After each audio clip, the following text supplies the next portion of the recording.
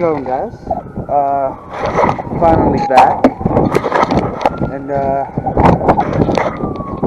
we're gonna be working on this ourselves today. I know the last video I uploaded was me disassembling the engine, but the engine's already in place. It's already in. It's already starting. It's already running. I already got the little downpipe in there. Don't mind that. That's the block off plate that I have in there. That from the old O2 sensor that fell off, but it's not important. Anyways, we're gonna be seeing a lot more videos. In this video, we're gonna be, well, we were supposed to be replacing the front crankshaft seal. Apparently, I put the wrong one in there, and the alternator serpentine belt. That doesn't seem like it's going to be happening. So we're only going to be replacing the serpentine belt today. It's pretty easy. I'm going to slap the GoPro on my head and we're going to get to it. You want to run the serpentine belt? I'll run everything first. It's a little stiff, so I got to manhandle it a little. It's going to be really hard because this area right here where the water pump is like super close to the engine mount. You can just barely get your fingers around it.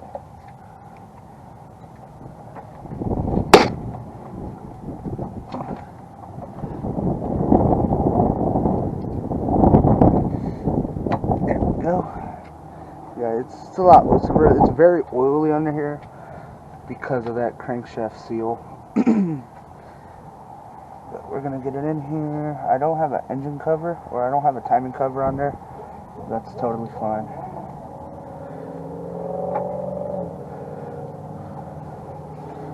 Might have to get underneath to get this. Yeah, there's oil. This is a freshly built engine. I haven't even put 500 miles on it yet because of that crankshaft seal leaking.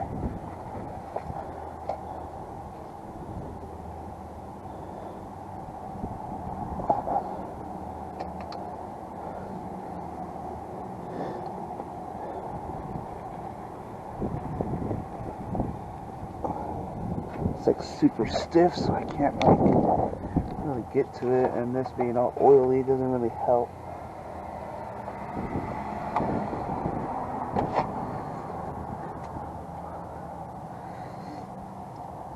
Go ahead and spin the crank real quick. Spin the crank. All you need is a 3/4. Let me see. On this car, this is a 1996 Hertz or so. Just grab 3/4, spin the crank. Make sure you're going the right way. And just spin the crank. It'll slide right on. Hopefully you guys can see me. There we go. It's on. It's on there. See, this actually, not to bash on any auto parts store or anything, but the first time my AutoZone gave me, it was like super tight on there for whatever reason. And I couldn't get it on there. I don't know. I had to get help and everything. I had to get my buddy Mark to help me. For whatever reason, I could not put it on there. And it was super stiff, which was weird. I've never had that happen before. But now it's on there, as you can see. They might have given me the wrong one. I don't know. Stuff like that happens sometimes. But as you can see, push the alternator back. It's kind of like if you ever replaced the chain or took the inner tube off a bicycle tire, just gotta pull the bicycle tire back so you can tighten up the chain properly. It's kind of like that. And just make sure it's tight. That's the AC compressor and an extra pulley for the crankshaft. The car doesn't have AC at the moment. It will have AC soon, but right now it does not. Also got to reconnect these vacuum hoses. This actually goes to a module that measures vacuum for whatever reason. But let's go ahead and find the other hose to that and put that on real quick.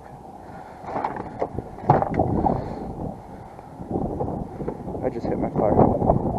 No biggie. Here it is.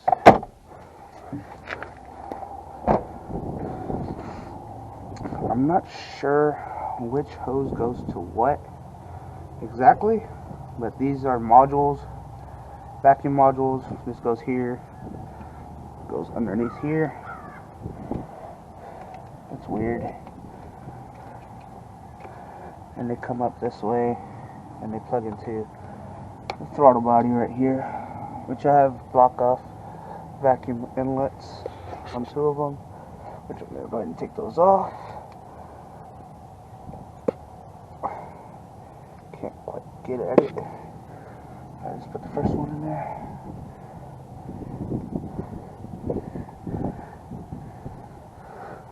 With screw-on clamps, except for these 2, because these 2 are super easy to get to. But everything, I couldn't get this one off. I'm going to cut it off some way, shape, or form sometime in the future. But for right now, it's not making any noise. But I did replace all the coolant line clamps with those screw-on hose clamps. Everything works fine. This hose right here is leaking a little bit, but this is one of the ones we couldn't get out. So I'm just going to assume it's fine. And now we can get this last one out of here. I don't know if you can see it, it's like right there.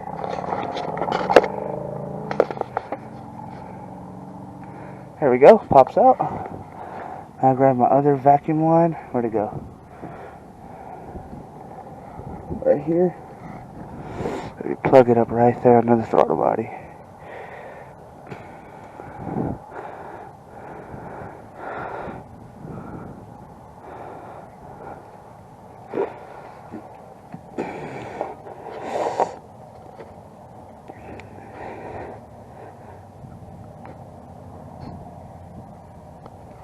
Lines right here and everything. So, gotta like push up on the hose itself, which isn't very stable. And it moves around a lot. So I gotta like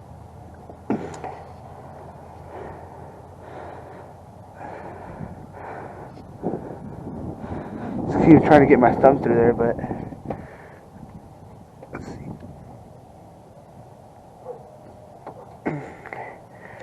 Yeah, I think that's as far as it's gonna go in.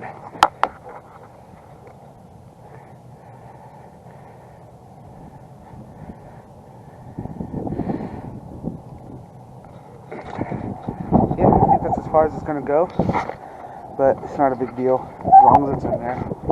I am not running an O2 sensor like I said before, and the block off plate fell off. You can see all that soot right there, but no biggie.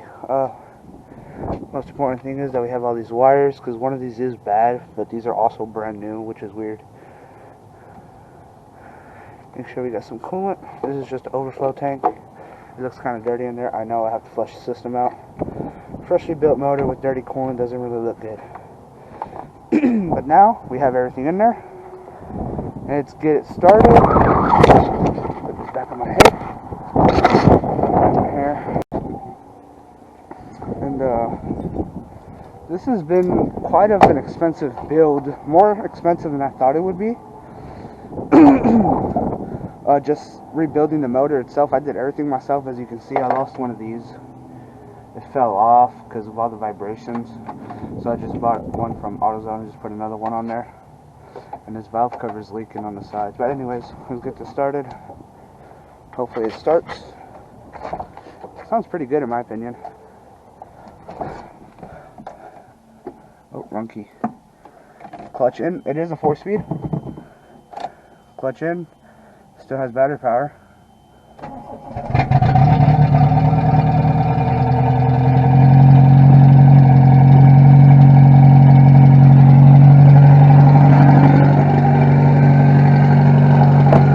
I'm going to let that alternator charge real quick. Oh, I'm sorry. Not the alternator. I'm going to let the battery charge real fast. And we'll take it out for a spin. It's kind of loud because that block-off plate fell off in under the engine bay. So it sounds kind of weird right now. And it's super loud because, I mean, it's usually not that loud because of that block-off plate I put in there. But I guess it fell out somehow. And now you can see it kind of idling down. I don't know why I closed the hood. I gotta check if it has coolant in it.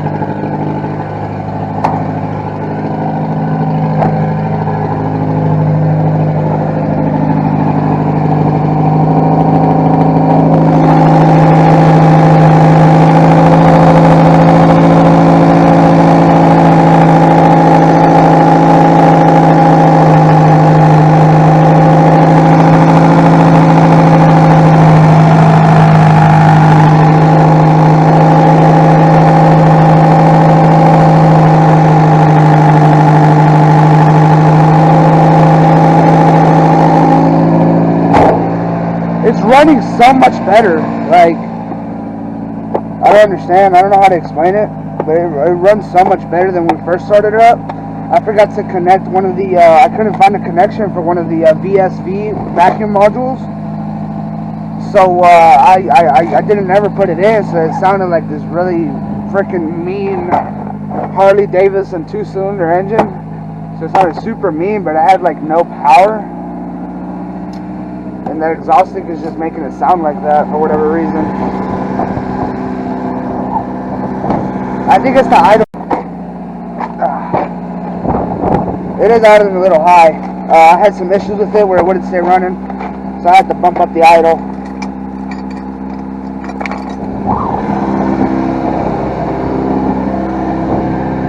So we're going to do that right now.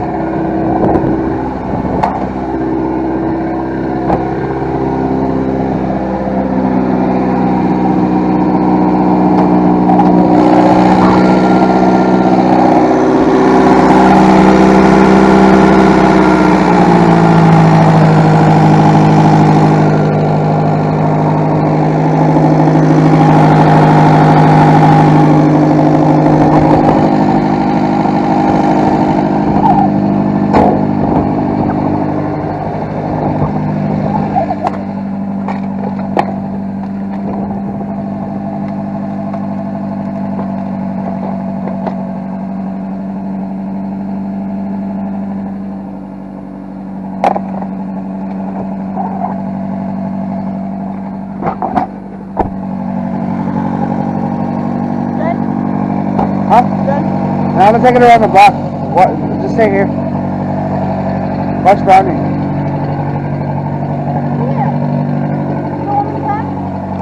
I'm gonna be right back. I'm not going anywhere.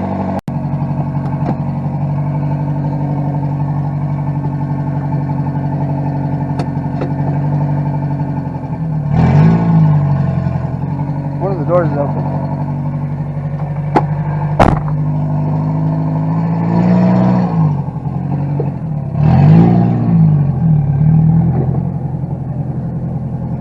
I still think it's idling kind of high because I barely gave it any gas and it just took off.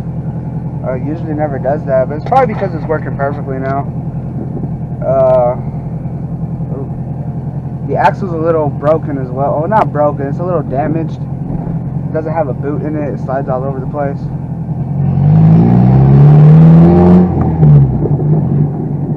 And don't make fun of my shifting, guys, because I know I granny shift. This is my first car.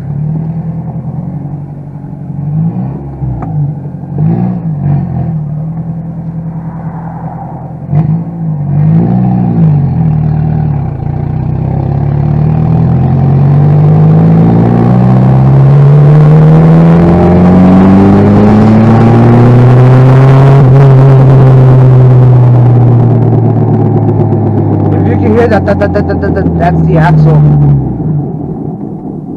It's the axle that's making that noise. I hit a bump and I guess I just...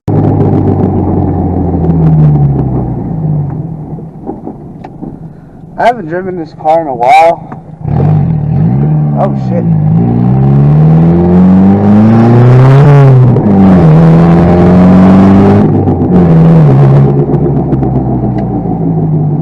Yes, this car is going to need some axles. And after I get those axles, this car is running great. Suspension is great. Suspension is great. It drives great. Oh, it drives great. It shifts awesome. The transmission's still intact. The body of this car only has 120,000 miles. It's just that these Toyota engines were so bad that nobody really wanted to buy them because they leaked oil all the damn time. And that's really the issue I'm having right now. I might have even scratched a block. And it just, it makes this noise. It leaks everywhere. I changed all the seals, pistons. The only thing I reused were the rods and the crankshaft. But everything else is brand new on this car. Obviously, on the engine itself, $800 for this car, and it was still running. It's just that the compression on cylinder 4 and 3 were like super bad. Cylinder 4 had like virtually nothing because my gauge only read to like the smallest number was like 20 psi or 10 psi, something like that.